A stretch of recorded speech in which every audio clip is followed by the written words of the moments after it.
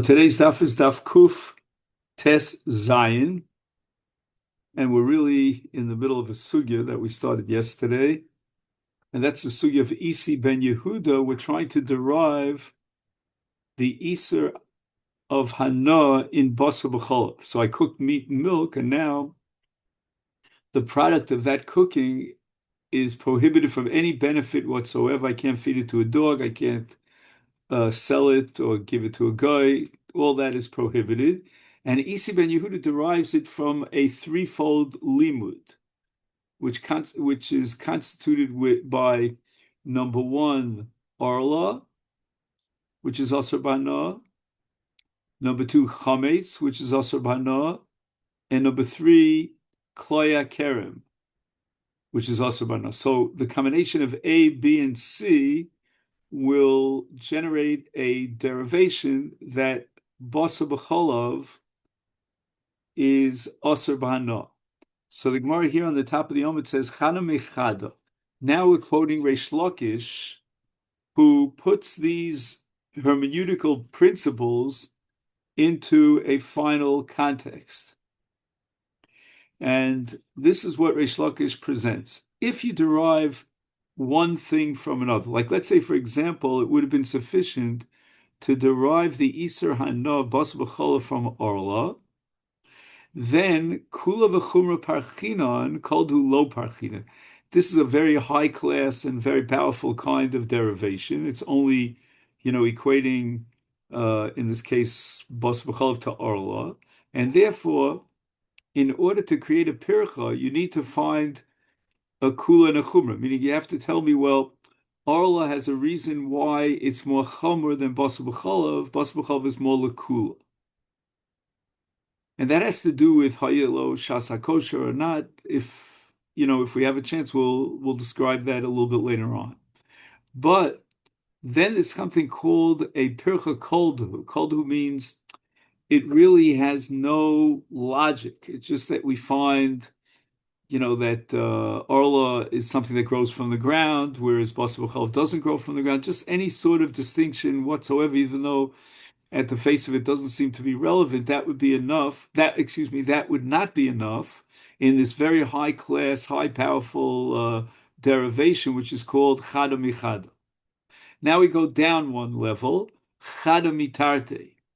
Chada mitarte means that we have the combination of two forces together in order to derive the third. For example, we cannot derive Basar B'cholav from Orla because Orla has the chumrah of lo haisa l'shas kosher. From the moment it grew, the fruits were prohibited.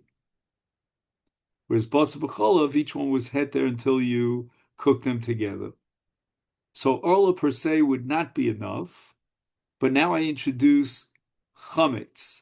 Why? Because chametz chametz, like Basar B'cholav, did not start with an isur, but it had a shas kosher. It was mutter, and then it became an asur.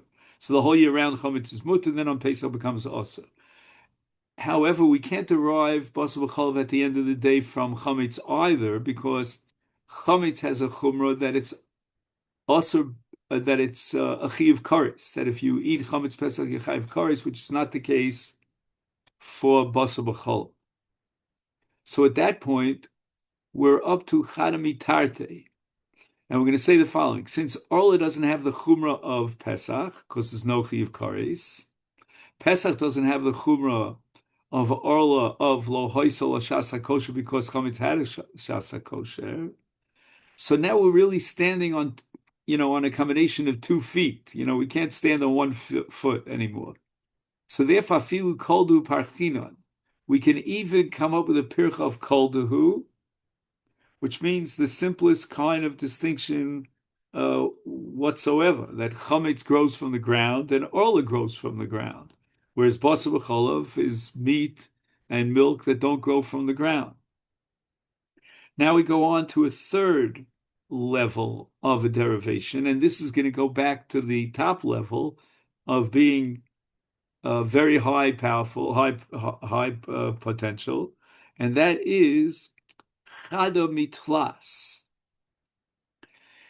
Now, what happens is, as I think I mentioned earlier, Isi ben Yehuda will introduce number 3 into this derivation, not only Orla and Chametz, but also Klaya Kerem.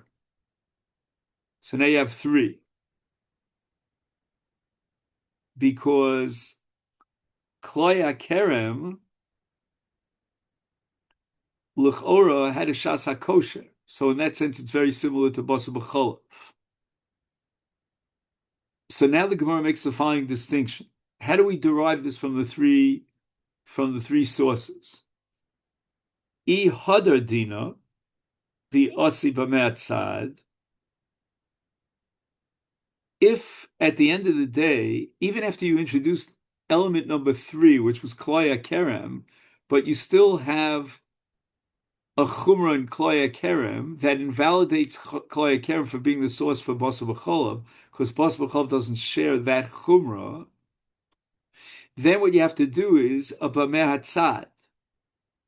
And that really brings you up to the lower level that we mentioned earlier of b'me'atzad, and therefore parchin and koldu will have a pircha of koldu, v'lav. But if in the case of element number 3, which is klaya kerem, we don't find any sort of a chumrah, and in effect it's really equivalent to basa b'cholav, and yet it's asur b'noah, is then once again, like the original case of chada michada, the law is that kula v'chumra parchina and koldu lo parchina. So that means that Isi ben Yehuda was relying on the fact that he had a third element that he can introduce into the equation, and that is that klaya kerem is asur b'hanoah.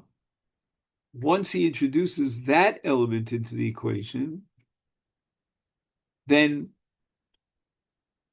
is there a pircha on klaya kerem, which means that klaya kerem has a chumrah that doesn't exist in basa b'cholav, which would allow you then, or shall I say, force you then to go back to tzad hashava. And if you go back to tzad hashava, then we said even a pircha kolduhu, in this case, because number 1, Orla, number 2, Chametz, number 3, klaya kerem, they all grow from the ground, as opposed to basa b'cholav, and that pircha will completely undermine the derivation that you have from all 3. So the Gemara now says the following: wait a minute, you're assuming that the reason why the pircha kolduhu does not operate here is because we don't have to go back to the mameh atzad, because there is no chumrah in klaya kerem that doesn't exist in basa b'cholav. The lifrach, what are you talking about? I have a pircha. Ma'ale klaya kerem shkein lo hoysel lehem shas hakosher. So immediately when you put the seeds into the ground and combine it with the vine, then the product is asur from the very moment that it emerges and comes into existence, which is not the case for basa b'cholav, which basar is heter b'fnei atzmo, cholav is heter b'fnei atzmo. And therefore the Gemara is saying, how could Isi ben Yehuda gain anything and successfully achieve his goal by introducing klaya kerem, since we have a pircha on klaya kerem where there's a chumra in klaya kerem of lo hoysel lo shas hakosher that we don't have in bas v'chol. We're going to have to go back to a tzad hashava, and then the pircha koldu that all these 3 grow from the ground will now invalidate the whole limud. Omar of Ada bar Ava is also meres. You know what we have to conclude from here is that klaya kerem lo hoysel lo shas hakosher. I'm sorry, that klaya kerem hoysel lo shas hakosher. How so? Because klaya kerem ikra nesar v'hoysel em shas hakosher kodem hashrosha. So that means the following: when I planted the seeds in close proximity or together with the vineyard, with the vine, then those seeds are asur, even by no. And therefore we come to the conclusion that we have to wait for what's called hashrosha. So the seeds will become asur, but not immediately at the moment that you planted them together with the vine, but after they're rooted together. Rooting usually takes about 72 hours. So during that 72-hour period, the seeds themselves, if you were to pull them out and add them to your salad, would be mutter. And that means hoisalem shasakosha, those very seeds, which will become asur once hashrosha takes place, were mutter before hashrosha, in the pre-hashrosha period of time, before they took root. And therefore, we come to the conclusion that kloya kerem hoisalo shasakosha, because as seeds, they were mutter up until the point of hashrosha. And then they became asur, which is exactly parallel to basar b'cholav, where the basar and the cholav each was mutter until it became asur when you cooked it together. So therefore, the bottom line of this discussion is that Isi ben Yehuda has a right to introduce that third element of kloya kerem and be completely impervious to the pircha koldahu, that they all come from the ground, because there's no chumrah in kloya kerem that has a kula that, in its parallel case in basar b'cholav, would be lilhakel. They're both on the same level because they're both hoisel shas hakosher. Now, at this point in the sugya, we're really entering deep, deep, deep into the laws of kloya kerem. There's a whole masechta, masechet in Shas called Kalayim. And we're going to try to see in Kalayim is whether or not the seeds themselves are asur. If we come to the conclusion that the seeds are not asur, then your argument of hoisalem shas hakosher is a valid argument. But if the seeds become asur, then we're going to argue that it's lo hoisalem shas hakosher, and all of our logic falls apart. And Moser Rav Shmaya bar Zira. Now we have a Mishnah in Kilayim in the 7th parak of Kilayim. Hamavir kot otzitz nokuv bekerem. So apparently, when they would take an otzitz, which is a flower pot that has holes in it, right? It's perforated. That's called otzitz nokuv, and they somehow transport it over a vineyard in such a way that the growth that's growing inside the flower pot now takes yanika, it nourishes from the ground itself, and the ground itself is nothing less than a kerem, than a vineyard. And now the Mishnah is going to set up what we call a shear of bittul, meaning a ratio between that which was added as a result of the fact that he was ma'avir agabi keren and that which was in the flower pot. And the law is as follows: Im hosif masayim asur, only if the ratio now, as a result of the fact that he was ma'avir, is a ratio of 1 to 200. If it's 1 to 200, not 1 to 201, then it's asur. So now the Gemara is medayik from the language of the Mishnah Kilayim, hosif in, lo hosif lo. In other words, this new Iser Kilayim is generated if there's no bittul, but only if there's a tosefes growth, if there's a greater growth. So it seems from this Mishnah that if you ask the question, what exactly, where to pinpoint the Iser Kilayim, it's only that which grows. It's not the plant itself. So the original plant is mutter. And if the original plant is mutter, then from the moment that the kilayim emerges, it's already awesome. And therefore, lo hoysel shasa kosher. Omar Abaye, the Abaye says, wait a minute, let's reconcile the contradiction in two psukim and we'll come up with an answer to your question. Trei kroi ksive. There's a contradiction between two psukim. And that is, ksiv in one pasuk it says, pentikdash hamalea, which literally translates as the growth has to be osir b'hanoah, that's tugdash. And only the new growth gets kilayim. So that which existed before him, like the seeds, for example, or that plant that was not kilayim, is mutter. On the other hand, ksiv hazera, which implies that even the seeds themselves are us. So we now have a contradiction as to whether the seeds that you planted in the vineyard, once they take a root, become us. Haketzad, how do we reconcile this stira? And the answer is, Zarua meikara bashrasha, Zarua uba hosif in, lo hosif lo.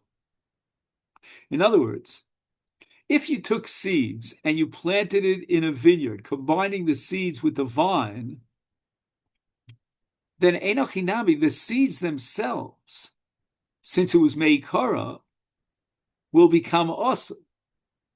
And that would reflect the pasuk hazera, which means that even the seeds that were originally mutter become awesome. And in that sense, the word hazera means that which was originally mutter now became awesome. And then we wait till Ashrosha, and then at that point, even the seeds, hazera, become awesome, which would mean lo hoysel shas hakosher. But zarua uba, if let's say in a normal situation where you took a seed which was not kilayim, you didn't plant it near a vineyard, you planted it in the ground and it took root after 3 days of Hashrosha, and then you took that in an otzitz nakuv and you brought it into a kerem. Then it depends on hosif in, lo hosif lo, which means that the growth which was added by the kerem, by the vineyard, is what generates the isur. So the new kilayim growth, if it's not nullified, it's not batel, because it's hosif, then it becomes awesome.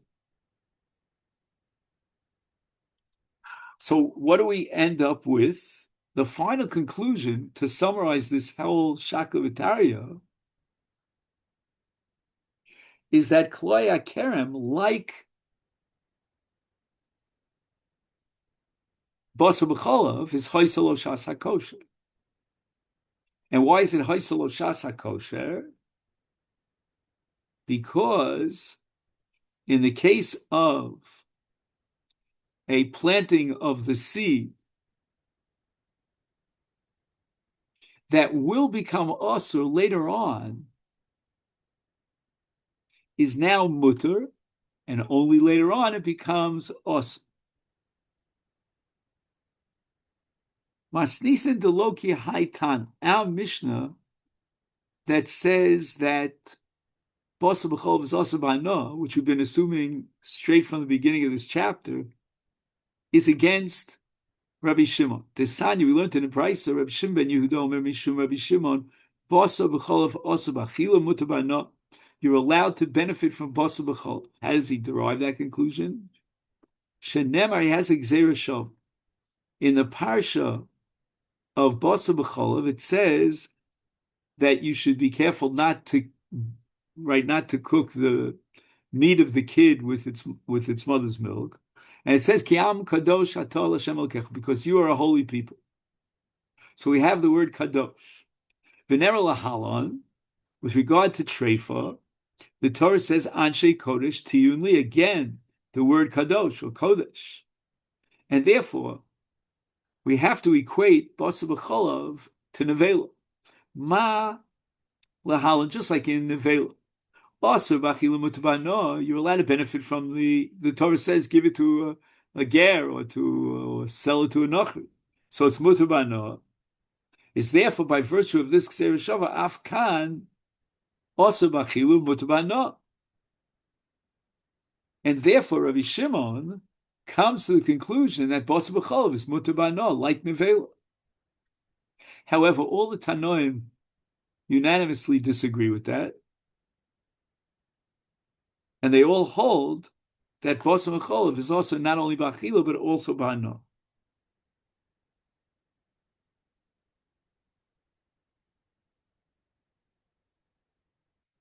Okay.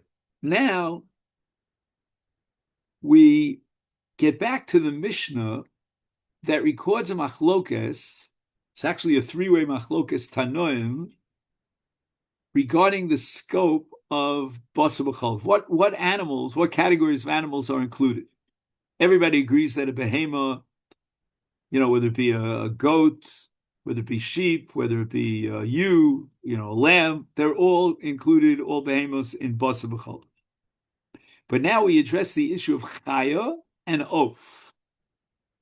And we have the following lineup. Rabbi Akiva is of the opinion that there's no Basa B'cholav, not in chaya, not in oaf.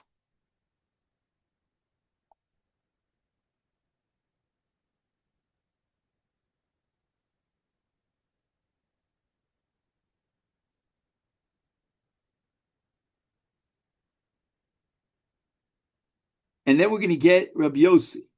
Rabbi Yossi is going to say that there's an Isur Basa B'cholav not only in Behema, but also in Chaya, but not in Oaf.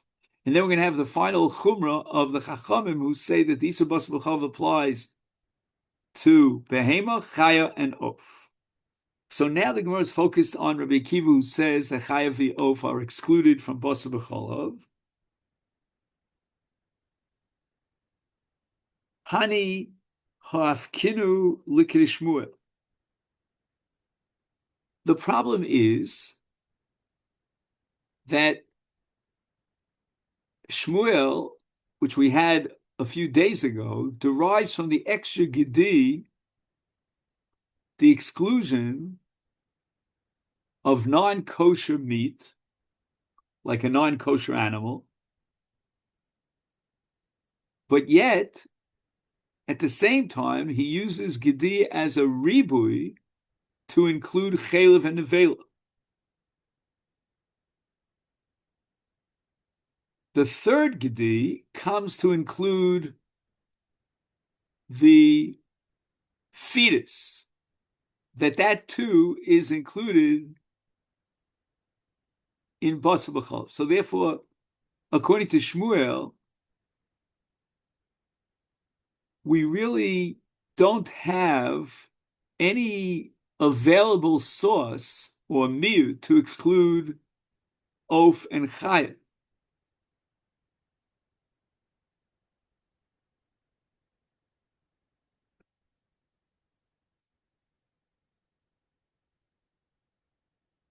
Again, why? Because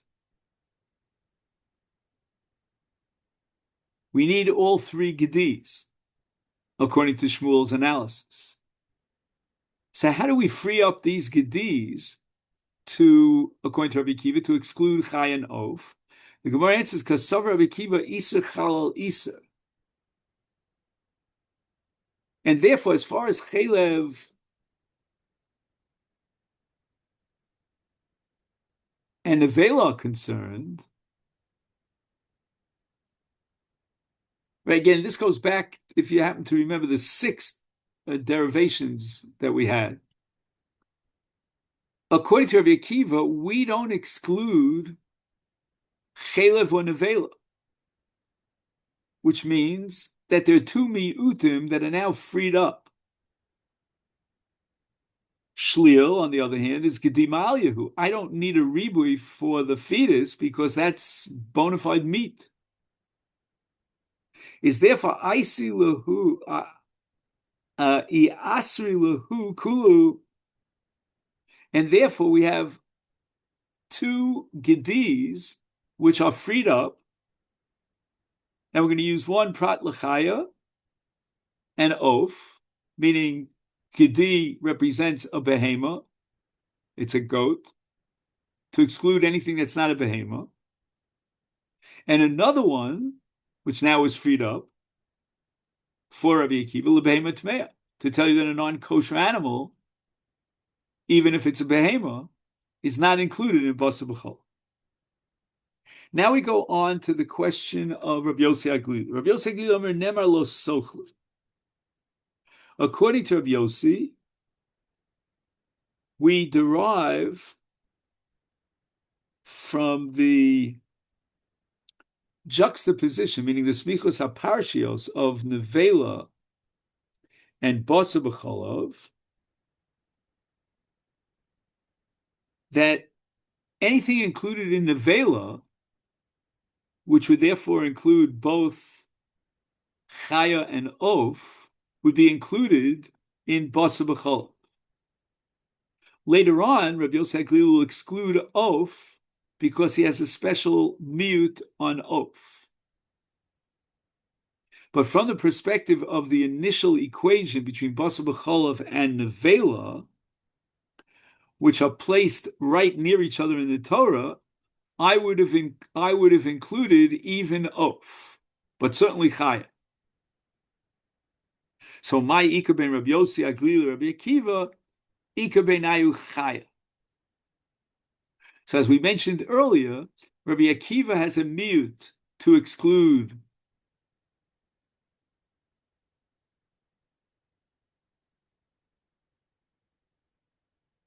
chaya. And we'll get to oaf in just a minute. Whereas Rabbi Yossi Aglili will include chaya because chaya is like nevela. There's an isa nevela on chaya. And therefore, Rabbi Yossi Aglili sover chaya doraisa. Now, what about Rabbi Akiva? Rabbi Akiva says that the Torah excluded basa b'cholov in the case of chaya. Can I therefore go ahead and cook and eat chaya, the meat of deer, for example, together with cholov? No, that's the Rabbanan. Rabbi Akiva sover chaya Rabbanan. So let's say, for example, you had a suffix whether it was or wasn't. There was bittul, there was no bittul. According to Rabbi Akiva, you could be mekil. According to Rabbi Yossi Aglili, you'd have to be machmir because chaya is doraisa insofar as it's equated with nevela. Ibay sema. Now you have to keep in mind it's a little bit tricky that this ibay sema is not arguing with the previous one, but offering an additional answer to the machloke, to nafkamina between Rabbi Akiva and Rabbi Yossi Aglili. Ma'ik of ika benayu. Rabbi Akiva sover chayav of enam in Torah. Hamid Rabbanan Asiri. Rabbi Yossi Aglili sover of afilim Rabbanan nami loas. Now this is fascinating in the world of lumdis, that according to Rabbi Yossi Aglili, we have a special mute regarding oaf, and that completely removes oaf from the entire parsha of Basa B'cholov.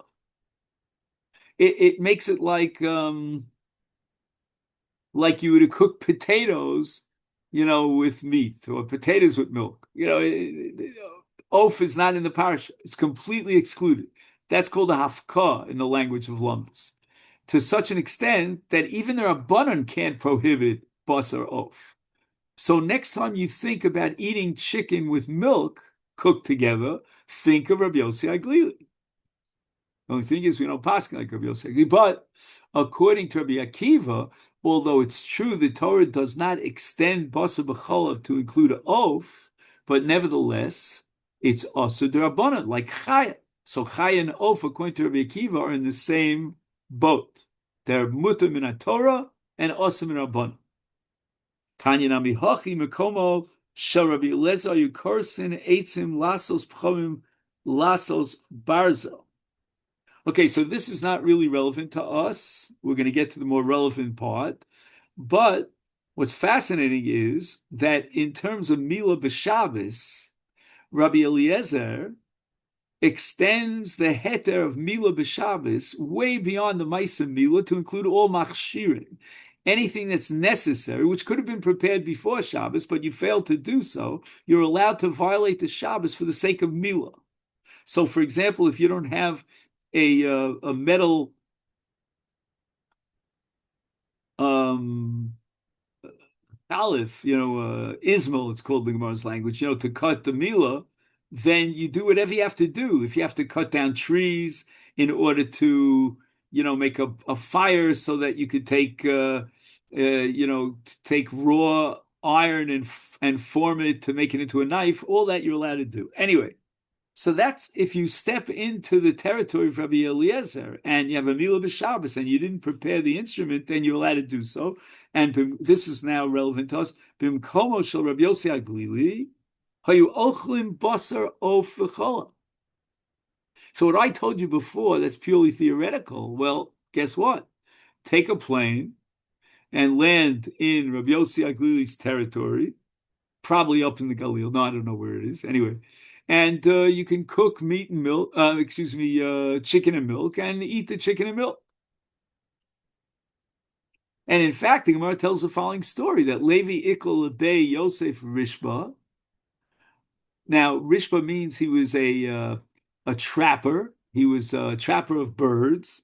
And his name was Yosef Rishba. And Levi, one of the great first generation Amoraim, visited the house of Yosef, and Aisu Kamei Reisha, they brought in front of Levi a bird, a kosher bird, a peacock, and its head was cooked in milk. Now, Levi himself is not going to eat this. In fact, Levi himself is up in arms. What is going on over here? Levi, and they're eating the head of a peacock cooked in milk. Kiyasa Lakami de Rebbe. Levi was first generation a Talmud of Rabbi Yehuda Nossi, Rebbe. Amalei. So Rebbe says to him, when he hears the story, Amai lo tishamtinu. Anyone who flouts the Chachamim, you have to put him in Shamta. Shamta is a nidu. You have to excommunicate him. Amalei. Levi said to him, Asrei Rabbi Yehuda ben Beserahu. We were in the territory of Yehuda ben Beseira, who apparently was either a Talmud of Rabbi Yossi Aglili or he accepted the ruling of Rabbi Yossi Aglili. V'amina, and therefore I came to the conclusion, Darash Levi Rabbi Yossi Aglili, he accepted Rabbi Yossi Aglili, Diom Yotza Of, She'ein Lo Chalav Eim. It's not even included in the parsha because we need something that has Chalav Eim, and a fowl, a bird does not have Chalav Eim, and therefore it's mutter even midrabanan. So therefore, I didn't want to put him into Shabta because he was only following the local tradition, and he was eating chicken with milk because of ultimately Rabbi Yossi. This leads us to the Mishnah. And to be honest with you, I'm working very hard to understand the distinction between what's called the keva and the Ar HaKeva. So I'm going to try to do what I think, is the best job that could be done over here. By way of introduction, now, there's an enzyme which is called rennet.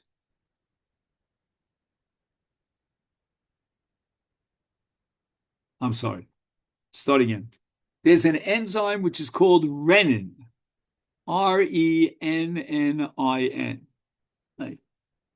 This I seem to remember from my youth with regard to marshmallows. Anyway, whatever it is, it's irrelevant. Anyway, so remember that a behemoth has 4 stomachs, and the 4th stomach is called the keva. And in many occasions where we're learning trephus, we had the English word abomasum. Now, the abomasum has a lining, and the inner lining of this abomasum has this enzyme called renin. renin is used in the process of cheese making. And that's the problem with all our cheeses that have halachic issues. It's the problem of renin from a non-kosher animal. Okay. Now, that's going to be what's called or shel keva. Keva is the abomasum, the last stomach, and they took the renin from the inner lining of the stomach,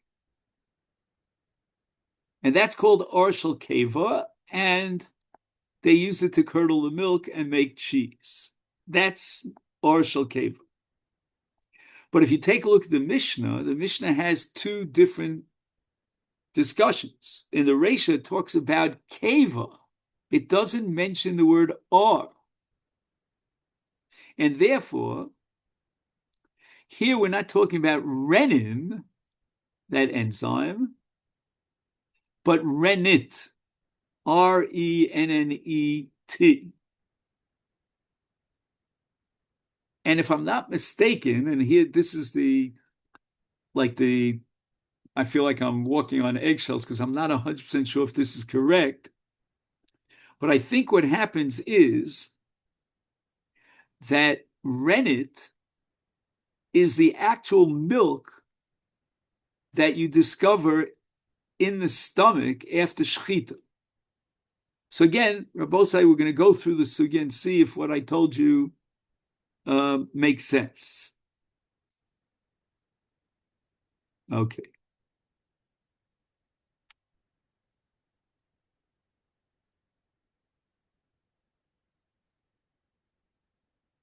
Oh, he says here the Mishnah begins its discussion by addressing the law regarding rennet.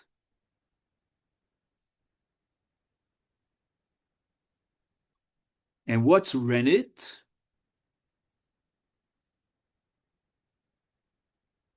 Or keva? The contents of the abomasum, not the skin or the membrane, which has in it renin, but rather the contents of the stomach, which I think means the milk that he finds in the abomasum. So let's say you have a calf, or in the case of a goat, a kid, and it's nursing from its mother. After the shechita, you open up the kid or the calf, and what do you discover? You discover in its abomasum this milk. There should be no problem. But what's the problem? It's a kevas oved kochavim, which means that the animal might have been slaughtered for the sake of avodah zarah. Or alternatively, maybe it was slaughtered in a non-kosher animal.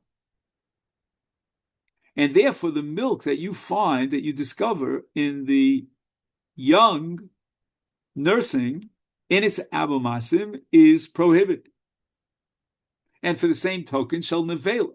Now nevela is a little bit more complicated because let's say you have a kosher animal that died without shechita, or the shechita was not a proper shechita, and you find milk in its abomasum. So do we assume that that milk is a separate entity unto itself, or B, it's part of the nevela? And the difference is going to be whether or not it's us. And the Mishnah is saying that milk is part of the animal itself, and therefore it's nevela. Okay, now hamamid bi'or shel keva. Now we have a different issue. Until now, we had an issue of whether or not what you find in the abomasum is nevela, whether or not it's avodah zarah, whether maybe it's from a non-kosher animal, etc., etc. But we never introduced the problem of basa b'cholav, because the cholav itself was separated. You found it in the avomasa. Now the Mishnah goes on to discuss a different case, totally different. And that is called mamid, which means you made the cheese, by adding an enzyme, which is called renin, and is derived from the inner lining of the abomasim, and that is basar. So now what you're doing is you're taking basar, which is this renin, this or shalkeva, and you're using it as a mamid to create the what's the word I'm looking for? It starts with a C. Just give me a second. The coagulation, or some word like that, coagulation of the cheese. So now we've got a problem. And again, it doesn't matter whether the animal was kosher or not kosher, it came whatever it came, but it's a basa b'cholav issue. But now the Mishnah is going to go ahead and analyze whether or not the taste of that lining, the or of the keva, is murgash, it's felt in the cheese.